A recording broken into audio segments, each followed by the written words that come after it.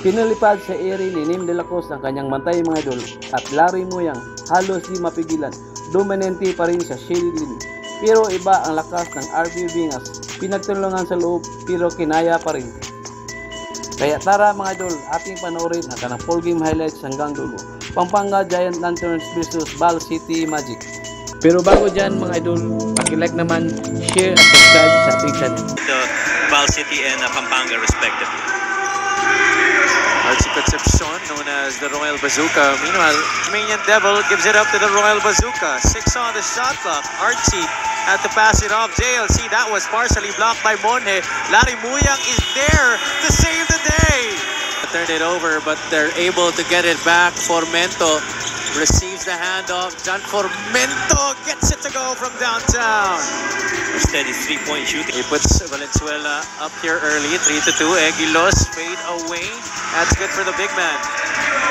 And with one of the more consistent guys, where the score is gonna come from. JMO has pretty much produced timely shots and timely baskets for the Giant Lanterns. Oh, Formento opening this game up with 2 3-point like he did against Pangasinan. Tiburcio steps into that jumper. That's good. Wide open shot there made by Julius Tiburcio. Oh yeah. That's a good set of wins that they have and a good momentum heading into the latter part of the season. Oh, what a move. The switch and recognizing the advantage that he had underneath with Larry Muyang on the finish in the paint.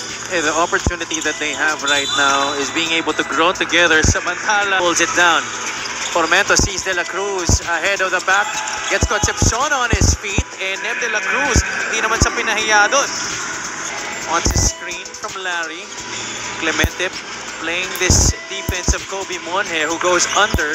Wala pa rin, galing sa Pampanga, but Muyang is there cleaning up the mess. That entire play was actually dictated To Formento, fumbles it for a bit. Shot clock winding down. Heat check, still hot. Ito si John Formento. 3 out. Kung segundo pa sa 24 nitong Valenzuela. De La Cruz to the corner. Monje, can he get one this time? Yes, sir. That screen coming in from his right side. 4 out of 6 and 0 out of 4 from 3 for Val City respectively. Another 3-point make. On his feet, he was asking for a foul. John Ashley Fowl will outrun everybody in the building. Oh, without a doubt. He's gonna outsprint anyone here. The fight of our beloved founder, Senator Manny Pacquiao, who will be going up against Barrios on Sunday here in the Philippines. Meanwhile, Alan Mina Contribute and help out the defending champs. Esalem sees Monje open, knocks it down. That's another 3. So far. They have really put on the heat in this very cool place, the Brenzigal Convention Center. And the fans here would love to see more. There have been the theme here on defense for Valenzuela. Paundo floats one up. That hook shot no good, but Larry Muyang is there again. After that loss, Larry's got a different focus right now for the Giant Lanterns. Pableo misses everything at the ball. Coach Raymond, kasi tingnan naman natin ang score. Have you, Coach Mike? Maraming salamat, Mika. Fantastic report there. I actually did not know that, ha? Oo. Ang alam ko, yun na nga, yung simula nung pagkaalam ko sa Bringas, given space once again by GP Paundo. Paundo, munti ka na mausog, but Bringas still finds a way. They're still asking for it. But they go to GP Paundo. Siya rin, binigyan ng espasyo dito ni RB Bringas. He doesn't get the bounce. Look at this steal, pulling that down and back up again. Enough. Compared to that first one earlier. Lakap going strong to the rack. At least for the latter part of this quarter before heading into the break. But so far, good stand here by the second unit. And Lakap continues to justify. Palma chases the loose ball. He's gonna take it. Alcoriza from downtown. Yes, sir. Renz Alcoriza. Yeah, that's his Archie. Lakap has played some very quality minutes here in the second quarter. Here he is trying to attack again. This time a drop pass. Castillo with a left hand. Now world-renowned boxing champ. Oh yeah. 8 divisions, huh? Arguably the greatest of all time in terms of the sport of boxing. Meanwhile, Brian Lakap, 3 starters back for Coach Raymond Valenzuela. They're keeping Lakap here. He's been hot. Formento, 6 on the block. Alabanza set the screen. Castillo flashes.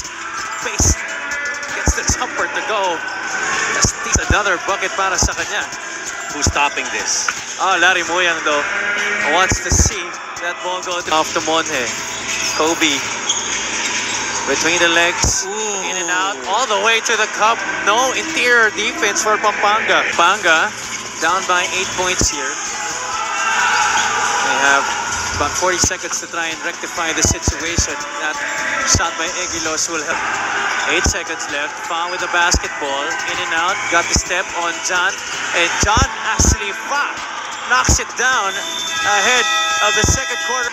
Lars is joined by that guy with the basketball. John Nermal able to get the bounce on the lane. Together with Andre Armeñon. Late or none of it at least. In contrast, Pampanga going quick on offense. But it seemed to be just short para kay Bringas. Almina, terrific catch. Decides to try and fake out the defense, but the kick out to John Nermal was spoiled. Eguilos is there. Reverse. Formento takes the shot, fakes the pass. Wow. Off the glass and in para kay John Formento. Walang kahirap. I've got it. Since he's playing for the Magic, he should be dubbed the Magician. Could be. Meron na bang player na may nickname na Magician? There's something that's ailing Archie Concepcion, but if he's been playing through pain, he's been doing real well. At least for the 18 games that he's played, he's averaged roughly about. He's not one to make excuses, and he's never been the one to shy away from the moment. Sonny is still gets it on the other side. 53 to. Matter of fact, nobody's done that yet here. But the Giant Lanterns are in a good position to make history. Oh, good shot by the birthday boy. John Lloyd Clement, ang kanyang kupunan. SLM drives on Muyang off the glass and in. A good decision by SLM. Move the defense a little bit and then drive downhill. You have foot advantage quickly. Nermal, Lakap puts his hand up. No problem. Already played a number of games. At this point of the season. That is right. And one thing you don't want to happen if you're an insert, new one, it's like I see Diputado right there with a stick back. Taking too long. Diputado, baseline drive. SLM has to take it. Beats the buzzer. Good shot. Tiburcio needs someone. They go to Monje. Shot clock is late again, but the looper.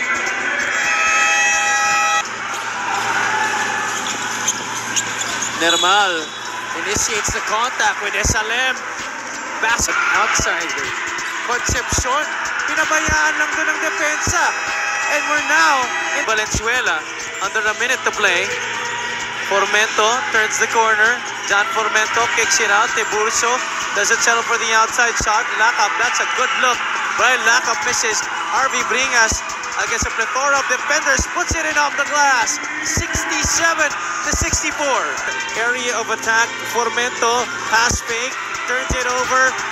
John Ashley foul forward to Nermal. Valenzuela needs to foul. You need to foul. You need to foul. Formento still trying to go for the steal. They give it up to Eguilos. 2-second differential tonight. 16 out of 26. Baka may masabihan siya. Oh. And the Giant Lanterns go back in the win column after a loss against Batangas, but it wasn't easy.